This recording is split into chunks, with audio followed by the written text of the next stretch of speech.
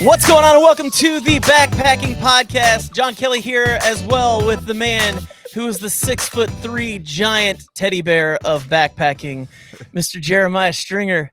How are you, buddy? Hey, man, I'm doing great. I'm awake. We're about to start school back, heading into the fall, and I'm done sleeping till 11 a.m. every morning. Gosh, that is living the life, dude. 11 a.m.? It may be overrated. Maybe. That's some sleep, though, man. I'm jealous of that sleep. I'm definitely jealous of that sleep. You can only sleep till 11 a.m. if you go to sleep really late, You're talking 2, 3 in the morning every morning. So you were doing some late nights is what you're saying? Well, right now we're recording at 10 a.m., and I woke up at 9, so last night I went to sleep pretty early by my standards. So what's early by your standards? I gotta know. Anything before midnight is early for me. I think I went to sleep last night. I always like to look and see what is the last time I looked at the clock, and then I think about it the next day. And last night it's 12:17. That's not bad. I mean, you midnight. Ever do that? I'll stay up to between 11 and midnight most nights. Yeah, Bridget had to work today, and she woke me up to say goodbye, and I was like, "What time is it?" She was like, "It's 8:03," and I was like, "Ugh!" And I pulled the cover back over my over my head and went back to sleep. That's awesome, man. Okay, so I had the worst last 2 weeks. What's going on? I work at a church. I have kids, and so those two things combined equals you're gonna get sick. Because little kids. If you have little kids, anybody who's had kids, they know this. Like, you're just almost guaranteed you're going to get sick at some point. And so, long story short, I ended up with COVID. Got it a couple weeks back, and dude, it destroyed me. How many times you had COVID? I had it back in February before it was popular. So I had it before all the cool kids back in February 2020. And then now. So, and honestly, the way it's going, even if you're vaccinated at this point, because a lot of my friends who are vaccinated have gotten it, you're probably going to get it at some point. You know what I mean? Like, it's just kind of almost a given at some point. Everybody's going to end up with it somehow. But the nice thing is the vaccine kind of dials back the effects of it. A lot of my friends who were vaccinated, they didn't have it as bad as I did. I was actually supposed to get my vaccine this week. And I got COVID right before I was supposed to get my vaccine. Here's what I want to know. Of course, we're not going to spend the whole show talking about COVID. No. I want to know if I'm vaccinated and I go get tested to see if I had it before the vaccination, can they do that? I don't know after you've been vaccinated if you can do that. That's what I thought. I figured that you're overriding some markers that they would be testing for or something like that, and they won't be able to check and see if you had antibodies or I don't really even know how the testing works. I've just had the standard stick the swab up your nose and that's it. Right. Well, I know for me, it was nobody else in my family got it because the moment I had symptom 1, I isolated. I was in a bedroom by myself and no contact with the outside world outside of cell phone or texting or something like that. So Straight to purgatory. I think that's one of the worst parts of it because it's so contagious. You literally can't be around other people. Yeah. You kind of have to hide. So it drug you through the mud, huh? Oh, dude, it beat the tar out of me. I still have no energy. I still have, I got all my stuff set up for this podcast at 8:30. And then at 9 o'clock, I went and laid down for an hour because my body was shot. I started work this morning at 7:30. So you didn't get up till 9, but I was already at work at 7:30 this morning. And so I was getting work done, and then I had to come home. And in the midst of that, dude, I was exhausted. By the time 9 o'clock rolled around, I was like, I'm gonna lay down for a little bit. They say it takes up to 2 weeks to get your energy back. So You know what I was doing while you were enjoying COVID? You were backpacking, I hope. I wasn't backpacking because it's too hot. Were you It's kayaking? like kayaking. Yep. Nice. Mr. Nice. Backpacking with Jason, sir, and myself took a little kayaking trip out on Lake Cumberland, which is where I live here in Kentucky. And, well, last time I went, that's when my canoe almost turned over, and we would have lost all of like my backpacking gear and a giant cooler full of all of our camping supplies for that night. Oh, Like no. everybody's food and stuff was in there. Yeah, that was whenever we got towed out by the boat, by the pontoon, by somebody in the Ohio Navy. Ohio helped me out that day. See, we're not so bad, man. You give us such a bad rap, but it's like we are good people. Well, they almost turned me over once from the wake of their boat too. So Well, that I'm not wasn't on purpose. It's not like they're sitting there thinking, "Oh, hey, watch this. We're gonna knock this guy over." convinced, man. Oh, dude. I'm not convinced. Dude, Anyway, where's the love, man? Come on. where we went to, that was where I went last time in the canoe, and everybody else had kayaks. So it took me like 2 hours. Well, in the kayaks, okay, this is so ridiculous. I don't own a kayak, and Jason, he brought me one, and then he had bought this brand new kayak he had never used before, and he's letting me use the other. Well, his is kind of a sit-on, sit-in. It's an Old Town. I'm not sure what model, but it was super, super nice. Had all kinds of bells and whistles. And he put it in the water, hopped in, and then I loaded mine up, and mine was a sit-in, and I could not, like, my legs literally would not fit inside of the – I fell twice and got wet trying to get in it, just at the boat ramp. Yeah, tall people problems. Yes. So we had to switch, and I was like, man, this kayak is awesome, Jason. I was like, how many times you got to taking this out before? And he's like, I sat on it for about 2 minutes before you started getting into your kayak. And then we switched. So you used his new kayak more than he did. Brand spanking new, man. I don't think it had ever touched water. But he's such a nice guy. Yeah, he let me use it. We paddled. It took us about 55 minutes to reach where we were going. We went to this little island and set up and swam all day and fished and had a nice fire, all kinds of driftwood just everywhere. Didn't have Did to you eat work fish? for the fire. No, didn't catch any fish. Man. Oh, that stinks. I got one bite. Well, it's hard in a river that size too, because it's like it's going to be fast or famine. Basically, you're going to find a school of fish in an area, or you're going to find nothing because it's so big. Isn't it like the biggest lake in the Midwest, like outside of the Great Lakes? I'm not sure. I was thinking like coastline wise, it might be the biggest lake.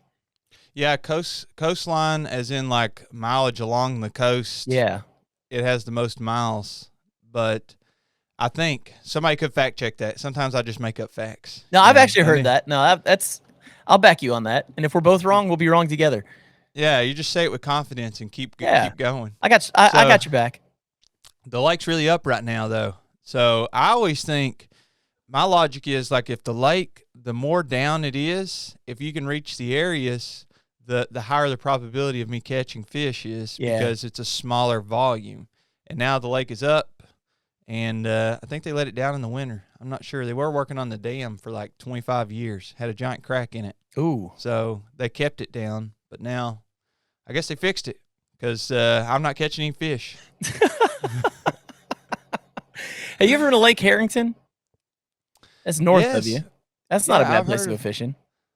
Lake Harrington. What county is that? I think Garrett County.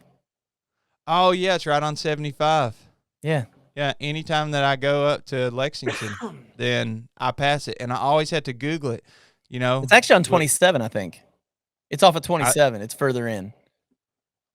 I think that, there's well, an that exit may be for it. There's an exit for it. Yeah. Yeah. I think Mount Vernon, which is exit 62 on I-75 in Kentucky, I'm pretty sure that that's the lake you're overlooking on the interstate. And then you can access it in Rockcastle County or one of the surrounding counties. Yeah, it's pretty easy to get to. I'll tell you, man, this summer was the year I was supposed to go kayaking. Like, this was going to be a big year for me because a buddy of mine who I'm really good friends with, he has like a ton of kayaks. And he's like, we're going out this summer. We're going to go out like a lot. And I was all excited about it. And one night in his sleep, he had a seizure, fell, and shattered his shoulder. Oh my goodness. Can you believe that? Fell Like, off the bed? Shattered his shoulder. Like, I talked to him yesterday, and he can only lift his arm, like, not even halfway. Like, there's no way he can paddle. What age is he? What's that? What age is he? He's about the same age as I am, mid-40s. Like Wow, so 46, that's like 47. So, I mean, he's not like he's old or anything. Yeah, that's like a freak accident or something. It's not like he has osteoporosis. Yeah, total freak accident. And, like, I guess they have a pretty high bed, and he just fell, and all of his weight went on his shoulder. And, you know, he had no control over it because it was a seizure. So it was just a really freak accident, weird thing. And so as far as me kayaking for the summer, that kind of took that out of the picture. But a little more concerned about his health than I am me going kayaking. But, yeah. I'm dealing with some shoulder issues too, man. I went to work out yesterday. Yeah, I know why you're having shoulder issues. You don't even have to tell me. I know why you're having shoulder issues. Is it because I'm sleeping too long? No, it's because you're carrying this podcast every time we get on here, man. You carry me all the time. So it's like, when you got to do that much work, I can't imagine what your back feels like too. I'm just worried about, like, for some reason when I'm using my trekking poles, you know, I guess your shoulders or maybe just your triceps get worn out because that motion of stabbing into the ground and pushing behind you, you know, you're using your upper body, you know, your delts and your traps. I mean, not traps, but I can't remember the human anatomy right now. You're a math teacher. It doesn't matter. It's all good. Your triceps, sorry, not your traps. Your traps are on your shoulders, but your tricep and definitely your delts, you know, you're using that a lot. And sometimes, like, whenever I'm backpacking, I'm using those trekking poles. It'll get so worn out. I'm like, I can't use the trekking poles anymore right now. I got to literally take a break. This is going to sound, okay, so I'm a complete nerd, and I admit it when it comes to things. I've actually watched multiple videos on trekking pole techniques, like the best techniques. And because I was having that for a little bit with my right shoulder. I would get done like on a long week-long trip or a long weekend trip, and my right shoulder would just be really sore, you know, just because it's this the whole time. And if you're doing, you know, 12, 13, upwards of even 20 miles, sometimes your shoulder just kind of gets sore.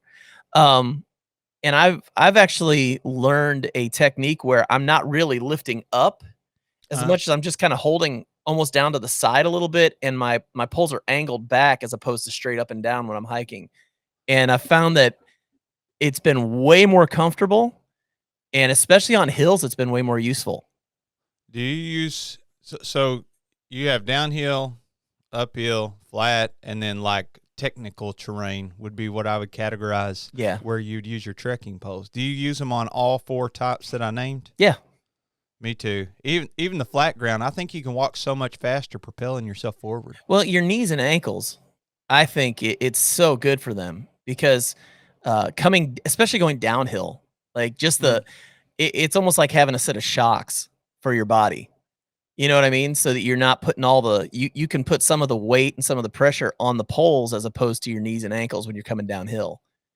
And I think it's invaluable.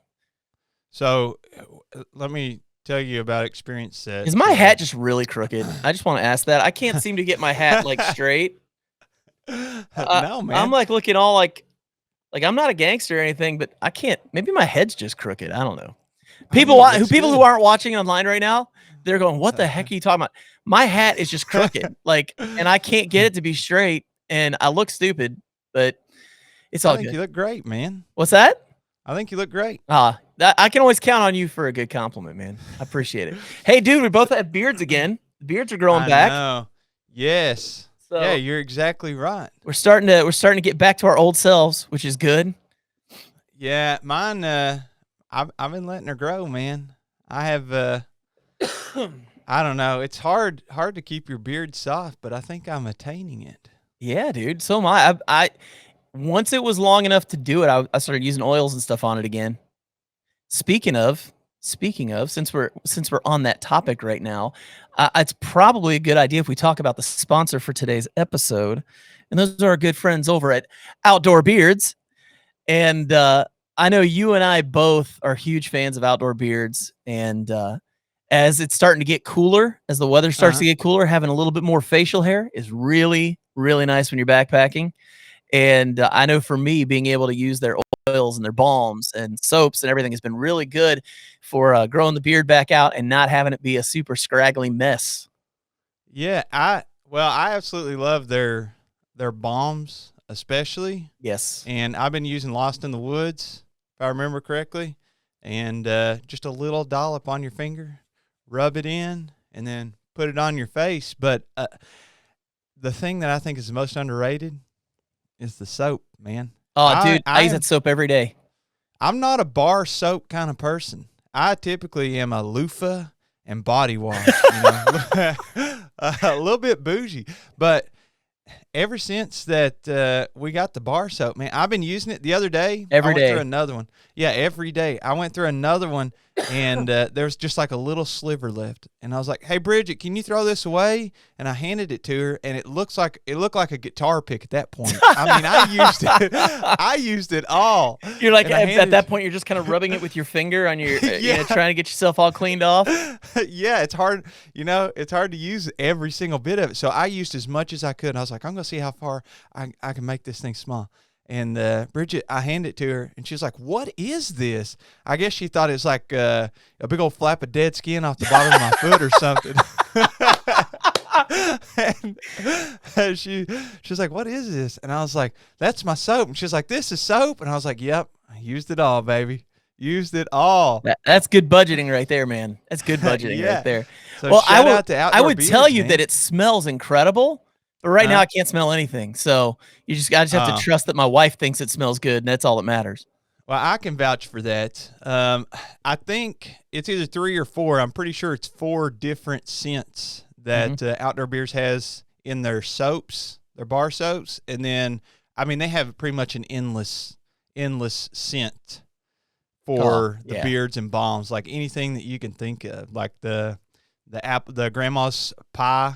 Oh yeah, grandma's apple pie. That's so good. And you got the pipe tobacco one that your wife likes, and my wife likes the coffee, the morning brew. Like she loves that one because it smells like chocolate coffee. I think I'm a completionist, so I'm trying to use every single bit of the Lost in the Woods before I start on the next one. And I think the next one is going to be the coffee. Can I tell you when you said Lost in the Woods, what it made me think of? What's that? Okay, so I have kids, right? So in the movie Frozen 2, oh my God, there's a song. Well, hang on. There's a song called Lost in the Woods, and it's just really funny, but Weezer covers it. Oh, I love Weezer. And the Weezer version of that song is freaking awesome. So if you want to hear a song from Disney and not feel like you're completely being emasculated in the process, definitely go check out Weezer's version of Lost in the Woods. Dude, that is a great song. Great song. I was obsessed with Beverly Hills, the song by, well, I don't know if it's even originally by Weezer. It seems like they do a lot of covers. No, that's their song. Yeah, Beverly Hills is theirs. I was obsessed with it as a kid. Obsessed. Dude, I love Weezer. Yeah, I love Weezer. Weezer's great. I remember back in the 90s when I was young and strapping, and the first line of the first album, "My Name is Jonas," and it just hits that guitar, and I went, I'm in 100%. So all of that to say, Outdoor Beards does an amazing job making incredible beard products, and they make great lip balms too. Like, let's just be honest, the lip balm's fantastic too. So yeah, they have a bunch of different stuff. You'll have to go on outdoorbeards.com and check out the selection of just different products that are, facial and body care. Absolutely. So big thank you to Outdoor Beards for sponsoring this episode. They've been one of our oldest sponsors. Actually, I think they are our oldest sponsor for the podcast. So thanks again, Outdoor Beards. They stuck it out with me even when I shaved my beard. And now I'm back, baby. There it is. We're getting the real Jeremiah Stringer back. I love it. Okay, I want to tell you my story that I was going to tell you earlier about the trekking poles. Yes, tell me about the trekking poles and your bad shoulders. No, it's not. This one, it doesn't center around me somehow. I don't know. Seems like all my stories I'm self-obsessed, but this one's about someone else. You're so self-absorbed, man. So this one, I am involved, but it's about Bridget. So I don't want a bad talker here. And for those that don't know, I'm married to Bridget and have been for the last 5 years. Been with her 5 additional years, and she's really stuck it out with me. I've taken her backpacking multiple times, and sometimes she Brought her loves to the it. point of tears.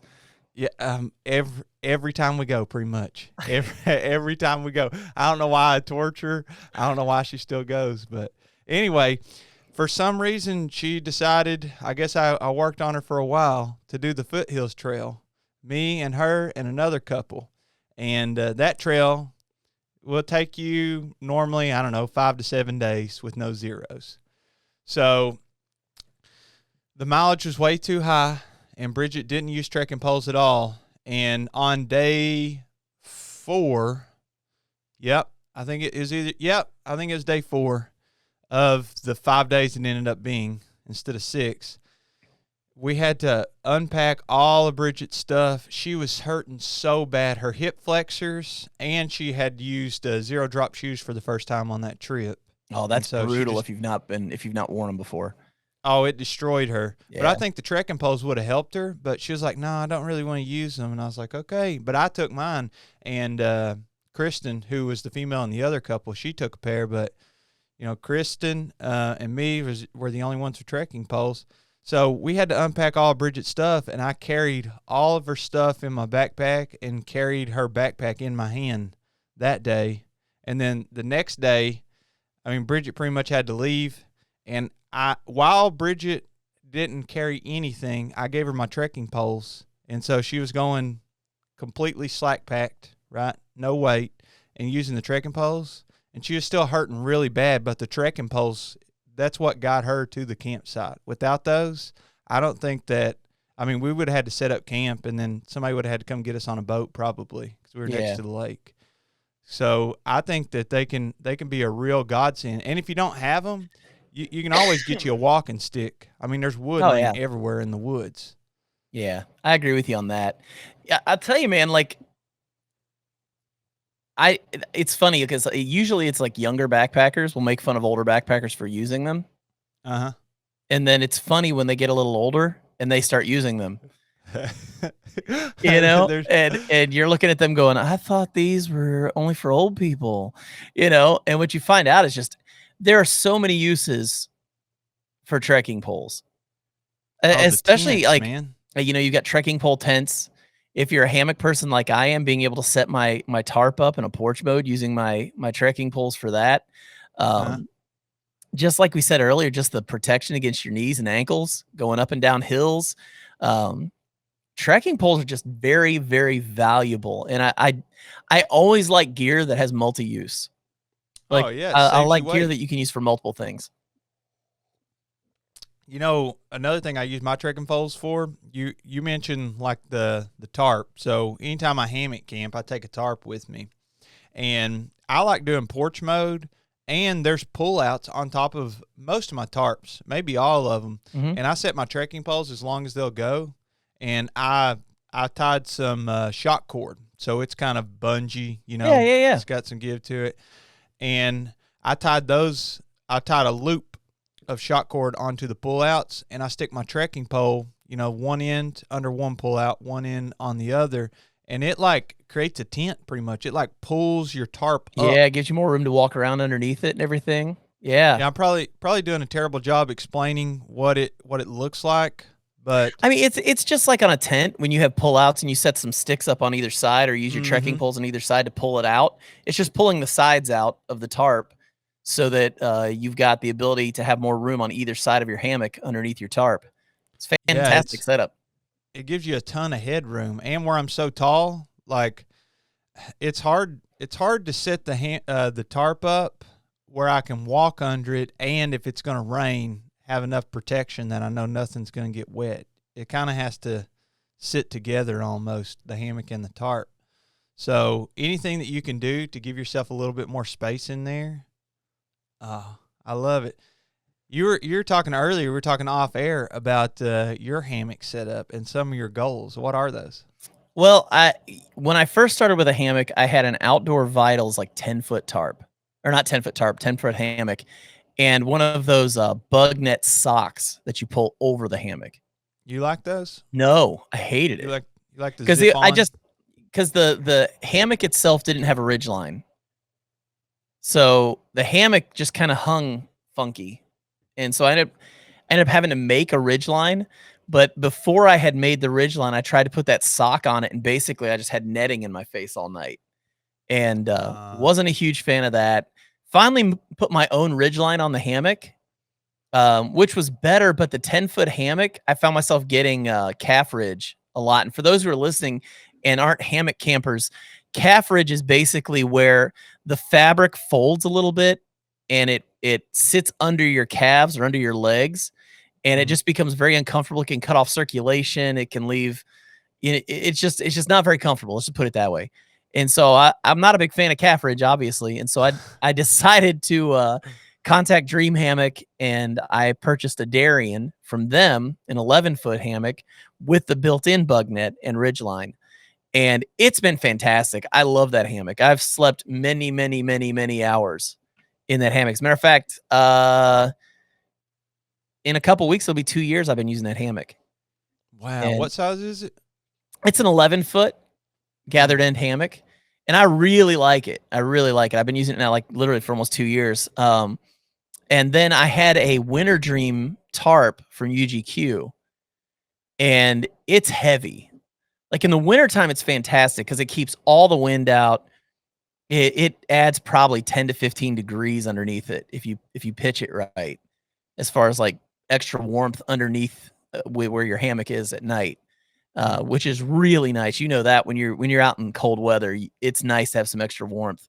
And so the tarp's great for that. But in the summertime and in the spring, it's not necessarily the best because it's heavy. Mm. And so I this last year I purchased a Hammock Gear Dyneema tarp. Oh, Weighs 7 ounces. so it's so light. Doesn't even weigh a half a pound, 7 ounces.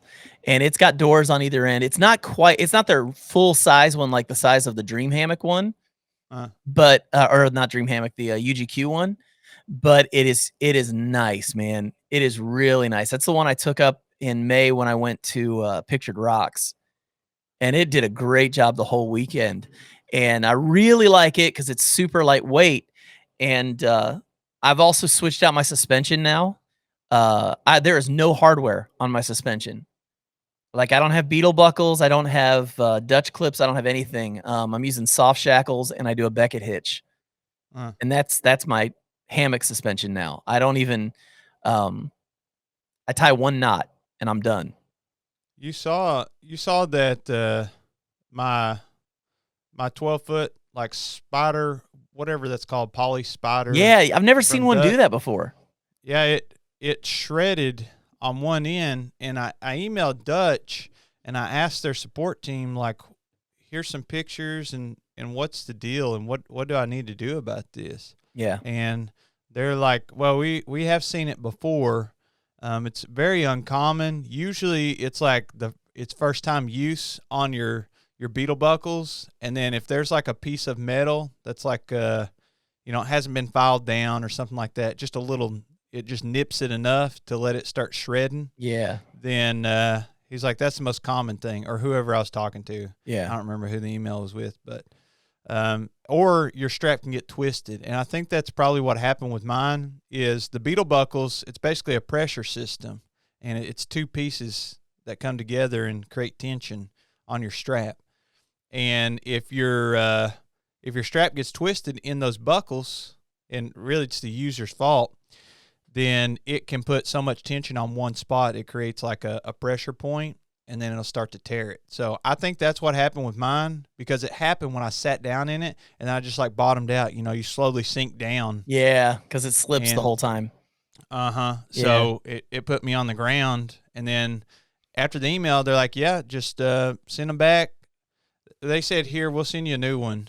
And they sent me a new strap. Well, that's awesome, man.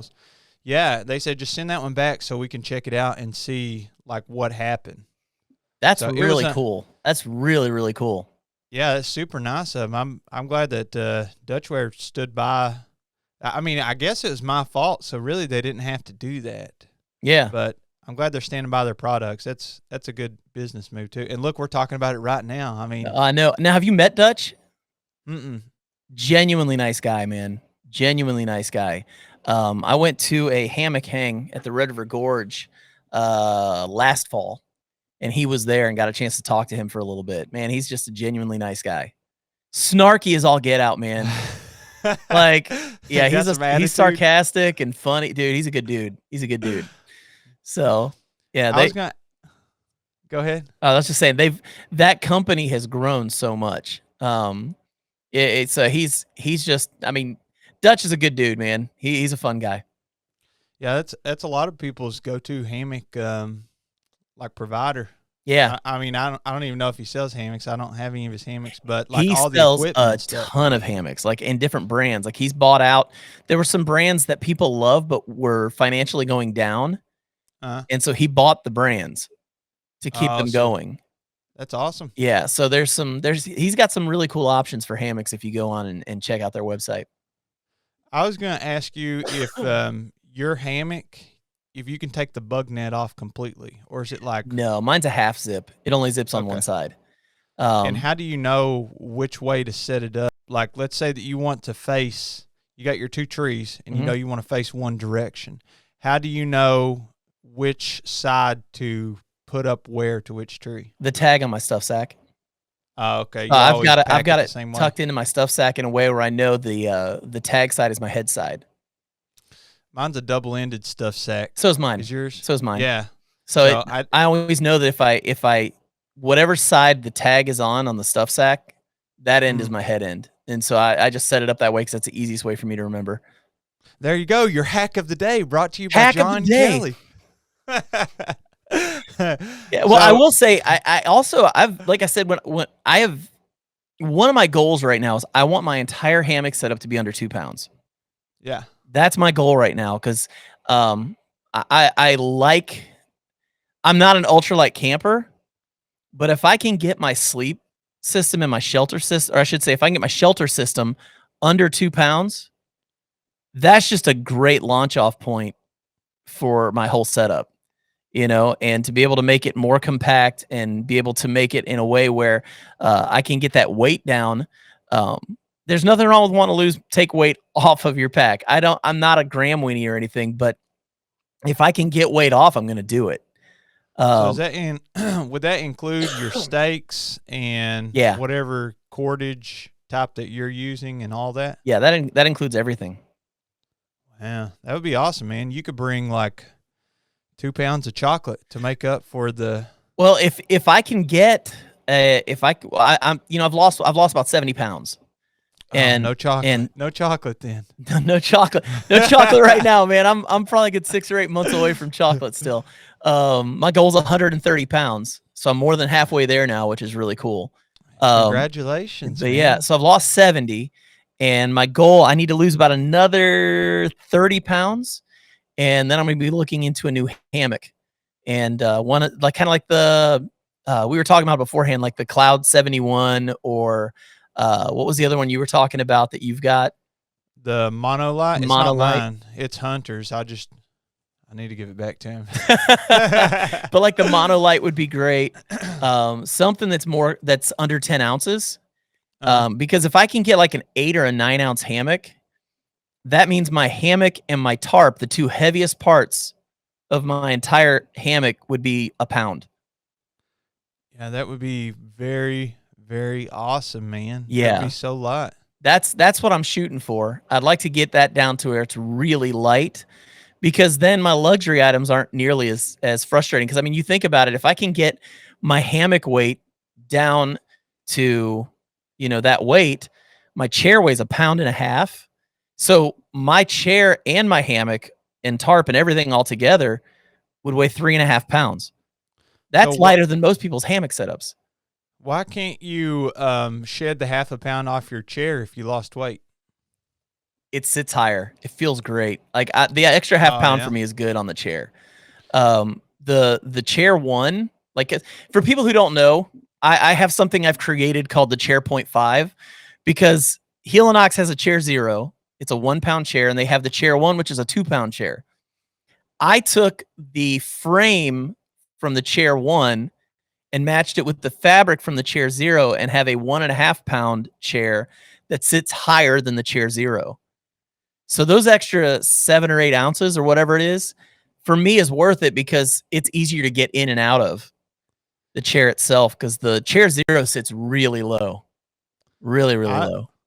I have the Helinox Sunset chair, Yes, you which weighs do. it weighs 3 pounds, and that sucker is just like sitting in a lawn chair. It's a I mean, it lounger, is. dude. It is a lounger. I took that on our kayaking trip. Obviously, I didn't have to carry. I didn't have to carry it. Excuse me. So that was a real bonus. But it was so comfortable. Was And Jason jealous?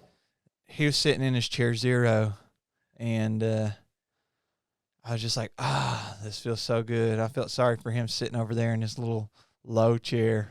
I can't make too much fun, man. I take the Chair Zero on pretty much every trip I go on. Yeah. Well, I took the Chair Zero for a long time, and like I could take a Chair Zero now. I'm well under the weight limit for it now.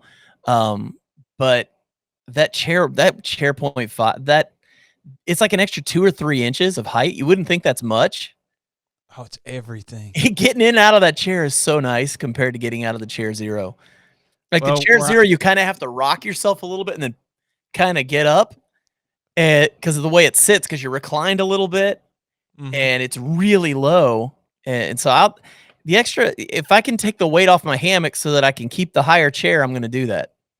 Well, I try to find, if I had to take Chair Zero, I try to find a rock or something that's elevated, because I'm so tall that it's not super comfortable. It's a lot better than sitting on the ground leaning up against a tree. Yeah, it is. But I try to find something elevated, because my knees will be so much higher than my butt that, That's what you get for being tall, man.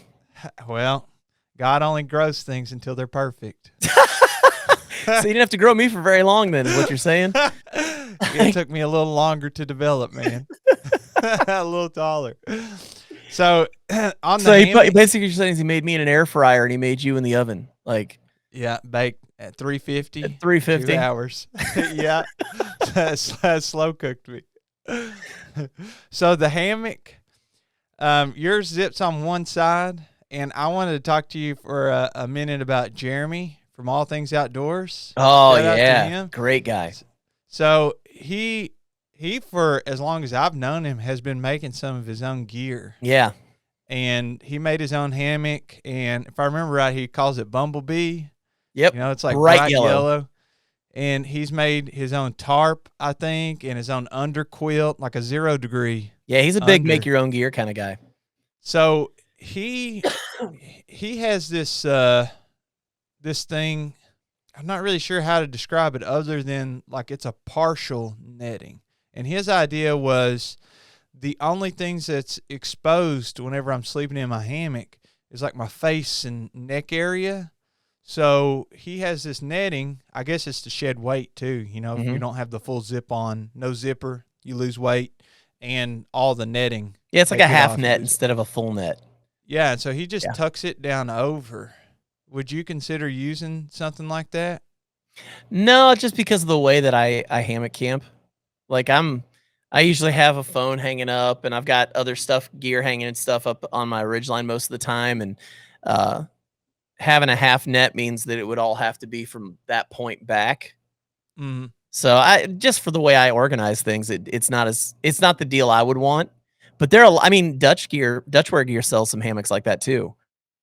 Yeah, the partial netting. Yeah, the partial nets. That's a pretty common thing. Some people really like them, some people don't.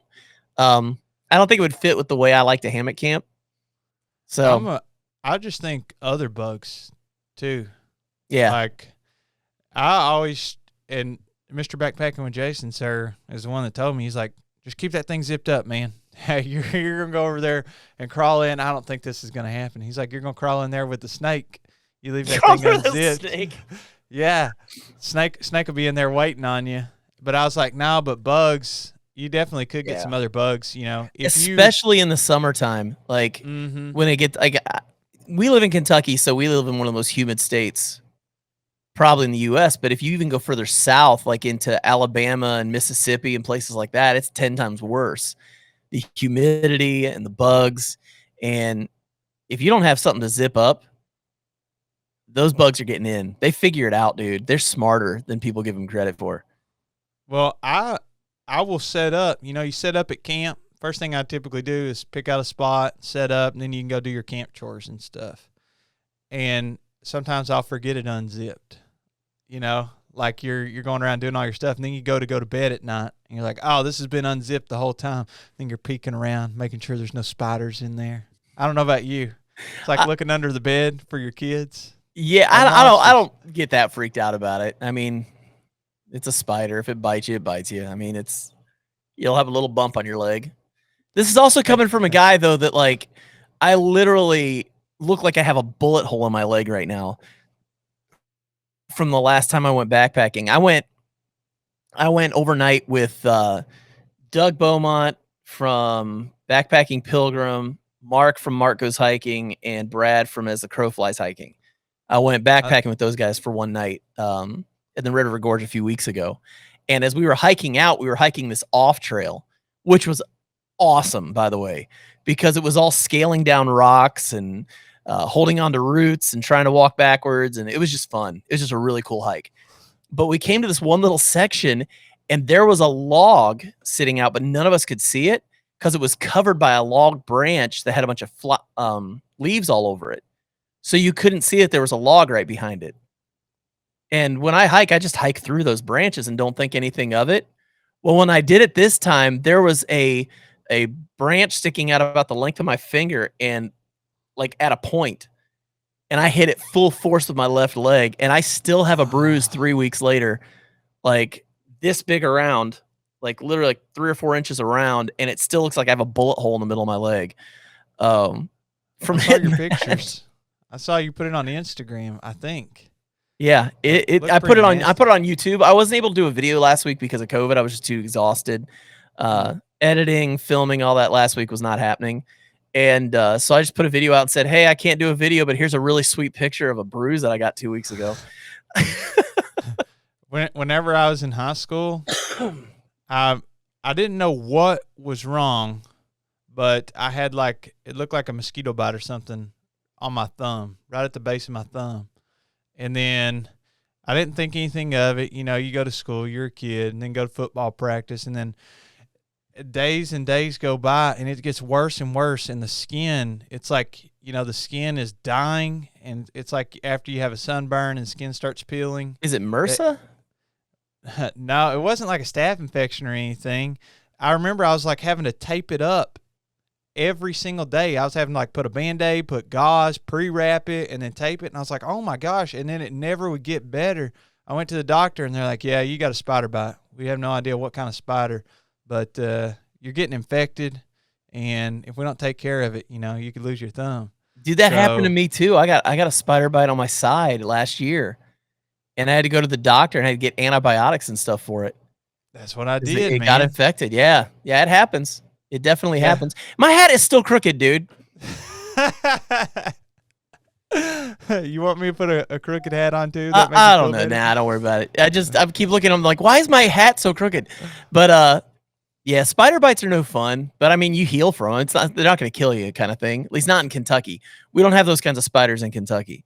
We got black widow and brown recluse. Brown recluse, though, they're not going to kill you. They're just going to make a really nasty spot on your skin if they bite you. And black widows typically stay away from humans. I've seen black widows in the mailbox, 100%. Yeah. Yeah.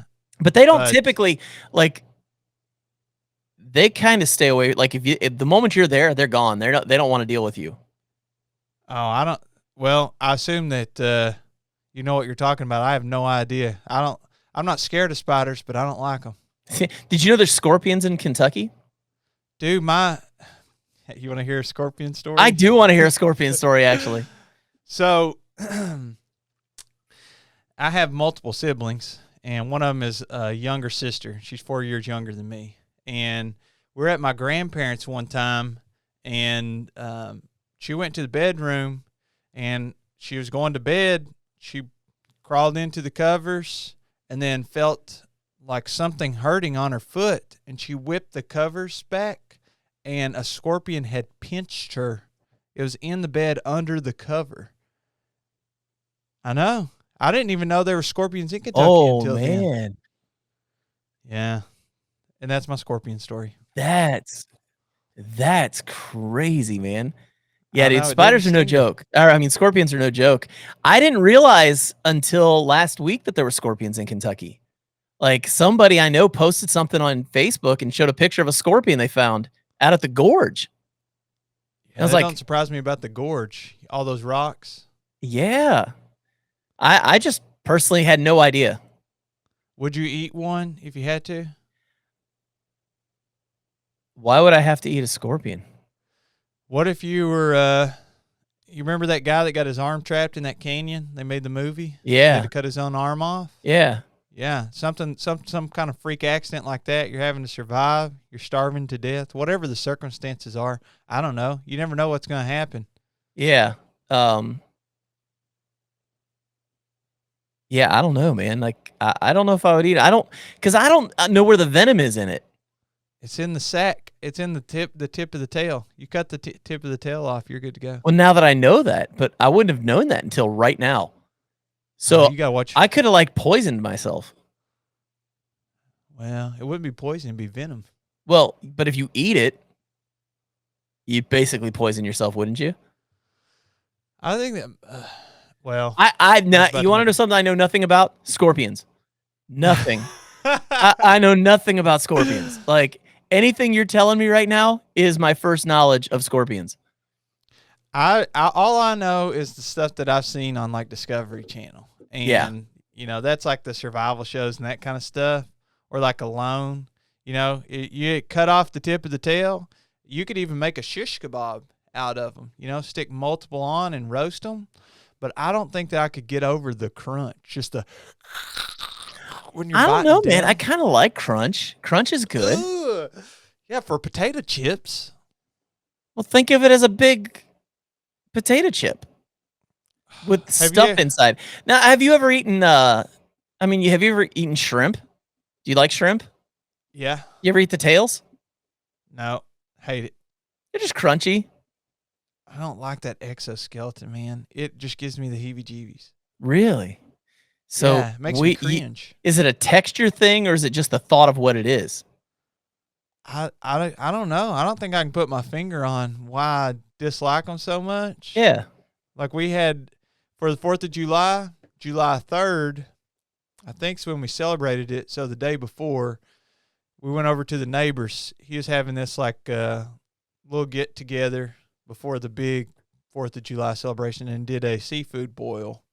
And that was the first time that I had shrimp. Good. Oh, yeah, it was great. Shrimp and crab legs. And no, he didn't do any crawfish. He decided not to because he didn't know. He had a whole cooler full, though, of crab legs and corn and sausage and potatoes and, you know, and the shrimp. So I went over there, and I had never had to de-shell a shrimp that had, like, eyes and legs and all this. And take the poop vein out.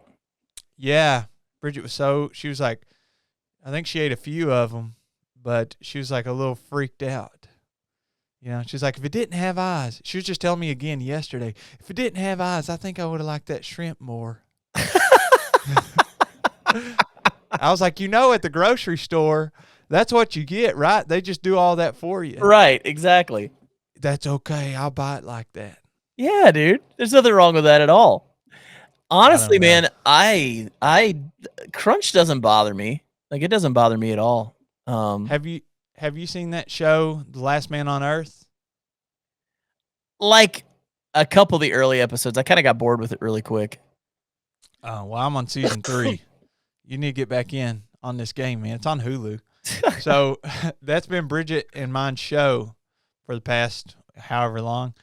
And in one of the episodes, the basic premise is it's Last Man on Earth, right? And then there's a group of people, and all the animals and stuff are dead, so you're kind of surviving on canned food, and then that stuff starts to expire. So you have to have something to eat. One of the things left is grasshoppers.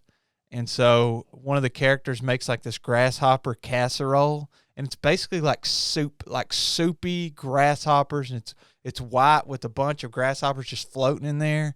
And then they're eating them, scooping it out. Oh, ugh. I thought that was so disgusting. Even not feeling that, were you?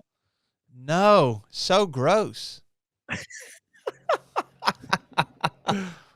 That's fantastic. I don't care who you are. That's fantastic. So let's get back to some backpacking stuff for a second.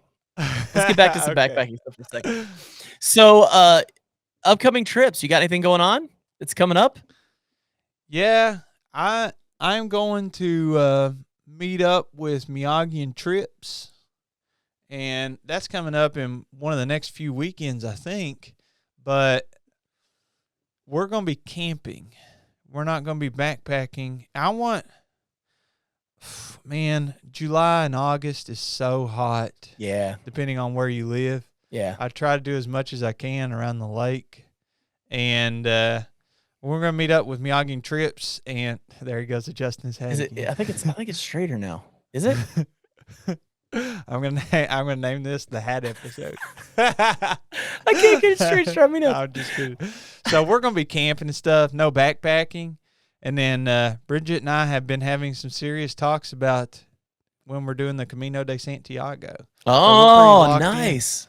Yeah, depending on how much we're going to budget for it, we could do it this upcoming end of May through June or the following year. So 2022 or 2023 during the summer.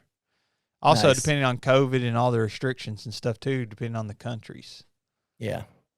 That's cool. That's all I got. I'm looking at maybe getting out into California in October. Talk to a few buddies of mine out there. I might be trying to hook up a deal to get out there and do a weekend out in California. Wow. So yeah, I think that would be really cool. Where? What's that?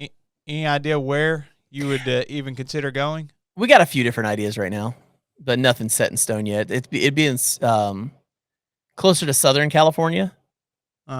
So, but there's a lot of mountains down there and everything, and some really cool lakes, and so there's some awesome places to go to. So hopefully, I don't want to say too much because I'm not exactly sure what we're going to be able to work out. And right now, we've got one potential snag to keep us from making it happen. So hopefully that doesn't happen, so we can go. But yeah, that's one I'm working on right now.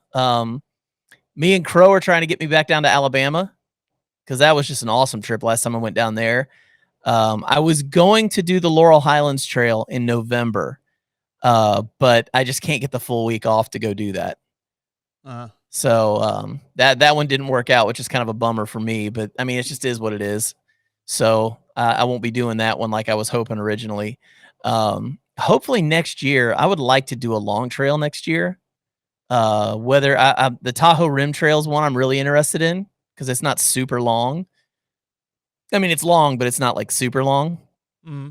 So that's one I'm thinking of. And then the one that you did, what was the one you did? We just talked about it a few minutes ago. The Foothills Trail, the 70 or 80 miles. Yeah, that's another one I was looking at. You know, something that could be like a week and a half, 2 weeks instead of like a month kind of trail. Oh, you could do the Foothills Trail with travel, I think, in 7 days if you wanted to, especially if you're in good shape. Yeah. You know, you could crank it out in 5, do 14, 15 miles each day. Yeah, and that's not bad. Like 14, 15 is not bad. It's when you start creeping up to 20, that's when I'm kind of like struggling. That's when I'm on the struggle bus. Can you hear them? Oh yeah, I hear the dogs, man. I think they're telling us it's time for us to wrap this episode up. That's a good idea, man. We almost hit an hour. Yeah, man. So just a real quick, big thank you again to Outdoor Beards for sponsoring the episode. Really appreciate you guys. If you haven't had a chance to check them out, go to outdoorbeards.com and check them out. Jeremiah's wearing the t-shirt right now. So oh yeah, got it on. Outdoor Beards, baby. Yeah, buddy. So Jeremiah, we've got live streams that are going to be starting to kick back up here in the next few weeks. Are you excited about that? Yeah, man. We're heading into the fall, and we're up there competing with Monday Night Football. That's right. And we're going to defeat them this year. This is our year, man. 4.5 million views every Monday night. That's what we're shooting for. I think we got a long way to go, but thank you for all the people out there that are already supporting us and tuning into the show. Yep, this it's going to be a fun season. We're really looking forward to it. I guess technically it would be season 4 of the podcast. Wow, isn't that crazy? Wild? Yeah, but I feel like we could make it 20 seasons if we wanted to. We could we should totally do that. Change the season every 6 episodes. Then we'd be The Voice. Oh, is that what The Voice does? I think The Voice does like 3 seasons a year. Like, it's unbelievable. So, but either way, man, this has been fun, and I'm looking forward to the next episode. So for myself and Jeremiah Stringer, you guys have a great one. Adios.